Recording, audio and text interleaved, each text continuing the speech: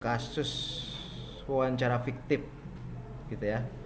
Jadi wawancara ini kan bagian dari liputan liputan yang sedang mengupayakan beritanya itu lebih dalam. Makanya pakai wawancara, ya kan? Kan ada wawancara liputan yang hanya deskriptif aja, menggambarkan kejadian aja. Gitu. Nah, tetapi untuk membuat berita yang lebih dalam biasanya melalui wawancara.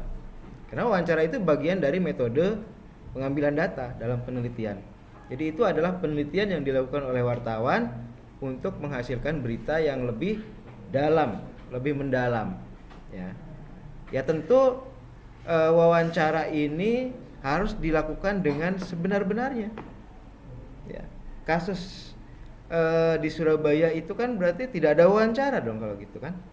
Nah ini wawancara berarti kan fiktif itu, ya.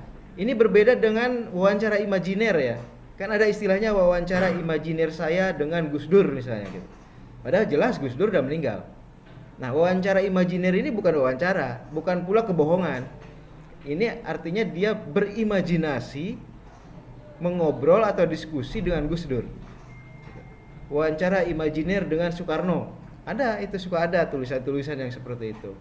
Nah itu biasanya diambil berdasarkan pemikiran-pemikiran tokoh tersebut.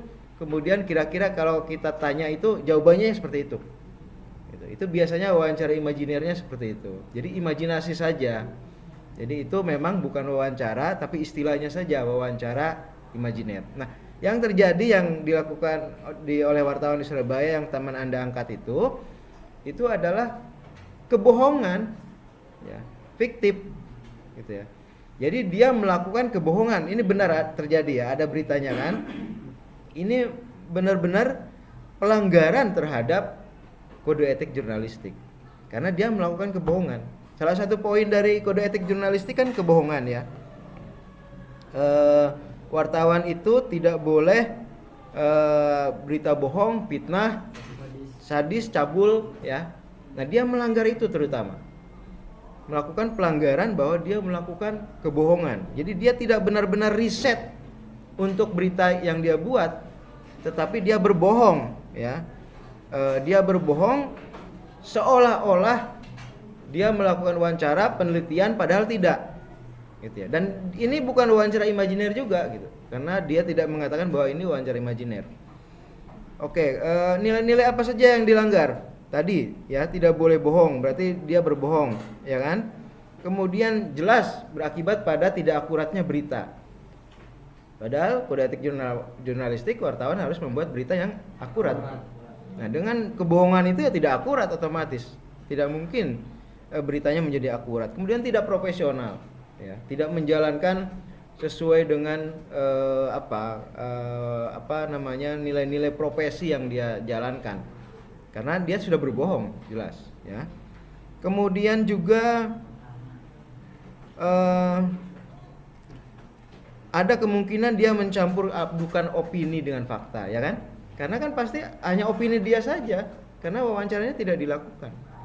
Berarti dia mencampur adukan opini dengan fakta. Jadi banyak sekali kode etik yang dilanggar dalam kasus ini, gitu ya. Banyak sekali kode etik yang dilanggar dalam kasus ini. Bagaimana kita mengetahui bahwa suatu berita itu benar-benar dilakukan wawancara atau tidak? Ya kalau untuk pembaca tidak bisa mengetahui. Pembaca hanya membaca ya kemungkinan ya menerima saja gitu ya. Kecuali kalau misalnya wawancaranya tidak mungkin gitu ya. Misalnya gitu ya. Katakanlah wawancara saya dengan Presiden Jokowi semalam, padahal Jokowi lagi di Washington misalnya. Kan tidak mungkin, atau bisa juga memang via telepon bisa gitu ya, tetapi dia tidak menyebutkan itu. Mungkin ada kecurigaan itu, wawancara dengan Jokowi semalam di istana misalnya, padahal dia sedang di Washington. Nah jelas kita akan dengan sendirinya tahu bahwa itu bohong gitu ya.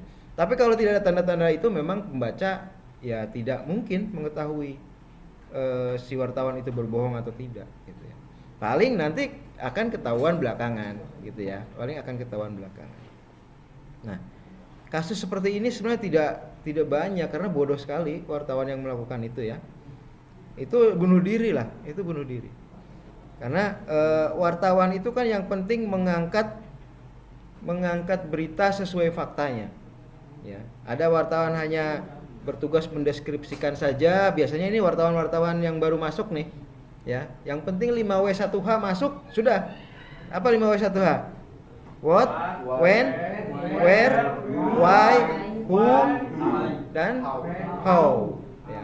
Yang penting 6 aspek itu sudah masuk dalam berita, itu cukup untuk wartawan-wartawan yang biasanya yang junior ya, yang baru masuk ya.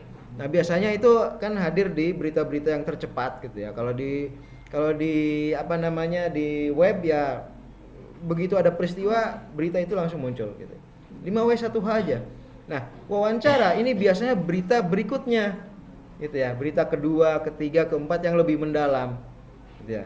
Wawancara tentang banjir misalnya di Tebet. Nah, udah kalau berita pertama ya sudah deskripsikan saja banjirnya di mana, jam berapa, setinggi apa, kayak gitulah ya 5W1H. Nah, tetapi untuk berita selanjutnya mungkin pasti ada wawancara misalnya. Wawancara dengan ketua RT. Benar nggak nih tingginya 5 meter gitu ya, atau tingginya 1 meter gitu. Nah, itu wawancara. Proses penelitian untuk berita yang lebih mendalam gitu. Kalau berita TV pasti nggak bisa bikin wawancara fiktif kan? Karena kan terlihat videonya ya. Tapi kalau untuk berita koran memang ada dimungkinkan bahwa seseorang berbuat cerita bohong gitu ya.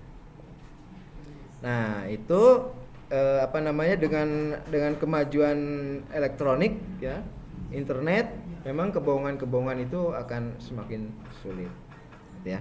Jadi saya kira itu terkait dengan wawancara fiktif ya. Dia melanggar apa saja, sekian poin dari 11 poin di kode etik itu jelas dia langgar. Nah, lantas hukumannya apa? Udah dijawab belum tadi hukumannya? Kan ada yang bertanya hukumannya? Udah jawab belum? Belum ya? Ya sudah, silakan dijawab kalau gitu. Oke, silakan. Sudah.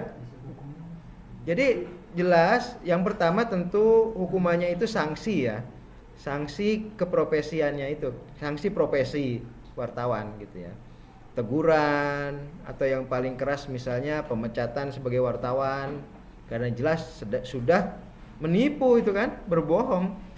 Nah, untuk wartawan itu benar-benar kesalahan yang besar sekali. Nah, apakah ada unsur pidana dan lainnya ya itu belakangan gitu ya. Itu setelah ada sanksi dari misalnya Dewan Pers. Setelah ada sanksi dari Dewan Pers ya, tentu akan dikaji apakah ada pelanggaran pidananya atau tidak gitu ya. Oke, silakan buka termin kedua.